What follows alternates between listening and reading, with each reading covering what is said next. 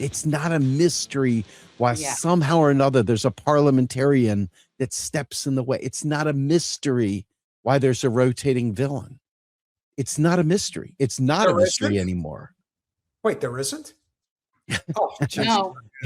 That's right. I thought Fetterman was such an anomaly. Oh, I know, right? That's why I keep pointing out. We've been doing it a lot lately, just saying, listen, first it was Manchin, then it was Sinema, now it's Fetterman. Doesn't matter. And it'll be somebody else if somebody else gets close enough where you can't get it. Because it's like I said, it's like the Geico commercial. Oh, you almost had it. You got to be quicker than that, and you'll never catch it. And that's the point. That's right. Well, think about this, right? We talked about the wrestling before. I used to always bring up the word kayfabe, right? This kind of weird relationship between the audience and the wrestlers where they know it's not real, but they pretend for a moment that it's real, right? Right. But we do that with the politics. We do that with these debates. We do that with the speeches and stuff. We're very serious about it, but we know it's bullshit. We literally know it's bullshit. And so as I've gotten deeper into this, my rage has become much more laser focused, not shotgun scatter, angry at the world. It's targeted, it's focused, it's targeted straight in the line of capital. And understanding that the government itself, it literally is a representation of capital. It is a representation of the ruling elite, of the oligarchy. It is not a representation of you and I. And you put these AOCs up there and you put all these folks up there. They do a little dance and people go, oh, I love you, AOC hearts. And I love you, Bernie. Boyne, I love you, Boyne. And they need that. It's like the idea of not seeing that charade for what it is. It fundamentally violates a person's sense of who they are as a human being, that the world really isn't what I thought it was. And once you start disconnecting and reconnecting everything in the way it is, it fundamentally changes you and it changes everything about you. And I think people are terrified. You mean I can't vote my way out of this? It's the pomp and circumstance. There's too many people that got caught up in that, and it makes them feel, first of all, it's very communal in a lot of ways. People feel like they have a connection in some respects. That's what MAGA in so many ways was about for the overwhelming majority of those people. It's the Christian nationalist Zionists that are the lunatics, even though there's millions of them out there. But let's just say, for the sake of argument, that there's a solid 15 to 20 million of them that do exist nationwide.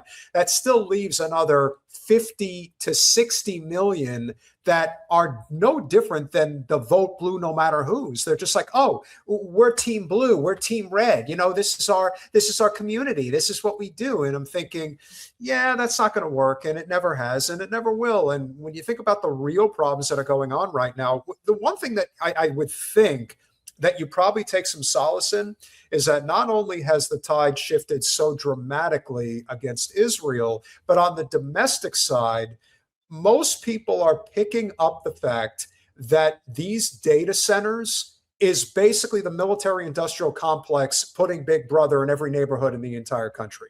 There is no tangible value to this whatsoever. In fact, not only is there no tangible value to it, but it's actually as detrimental to the environment in your neck of the woods as it can possibly get. From the water, the air, the heat, it's everything. And then you have these cartoon villains like Evan O'Leary that go out there and basically show their whole ass, which is why I'm grateful for those people, because they can't sell empire. They're really bad at it. They let you see it for what it really is.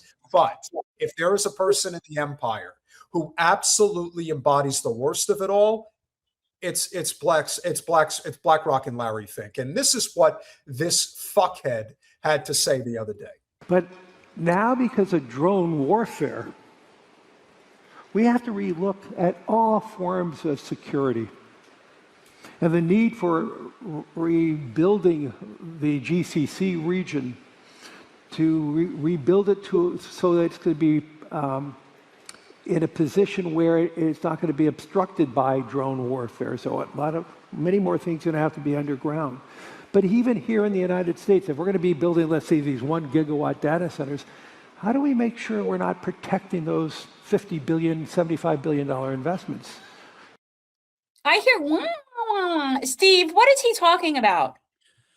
You know what? All I know is that we are spending money on top of money on top of money, which obviously I don't need to get into. Well, maybe I do, but I'm not going to. The taxpayer dollar shit. Right. The Yeah. government is fully funding this stuff, fully funding it because it's got a purpose to it. The purpose of this is both to enrich certain people, but it's also to literally control things. I mean, they came out the other day, it was a few months back, and I don't know whether it was Larry Ellison or one of the other ones. And what he said was, hey, we're watching you. You're going to be on your best behavior. We know everything you're going to be doing. So you're going to definitely be on your best behavior. I mean, they're saying the quiet part out loud. And I want to be just very, very clear. You're not voting this away. No. You're not voting it away, whether it's Democrats, Republicans, green. By the way, you're not voting it away if you vote green either. No. You're not voting it away if you vote independent. You're not voting it away if you vote for a communist, and I'm a communist. You're not voting it away if you have, it doesn't matter. You cannot, the system itself is like taking an extension cord and plugging the plug into itself, or giving you a plastic steering wheel and sitting you in the passenger side and say, Right. go ahead and drive the car. This is what, you know, if there's anything I can say that's mean-spirited that would remind you of the old Steve, it's just that there's a lot of morons that think they're driving the car. They really, but I don't think that they're so moronic as they are terrified of looking.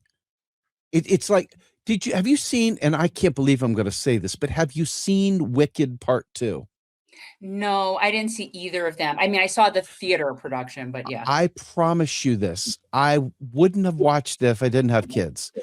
But more importantly, there was a song by Jeff Goldblum, okay, where the what would be the bad witch, the evil witch, but she's really Right. not. She's talking to him and she's saying, tell them all you have no power.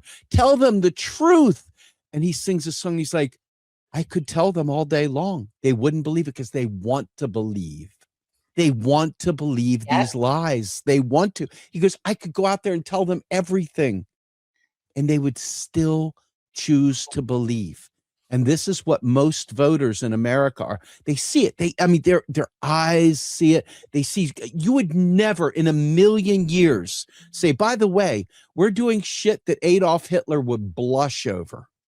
Yeah. We're doing shit that Adolf Hitler would absolutely go, wow, that's a little risky, you know, and they're like, hey, USA, woo, you know, can't wait to get out the vote.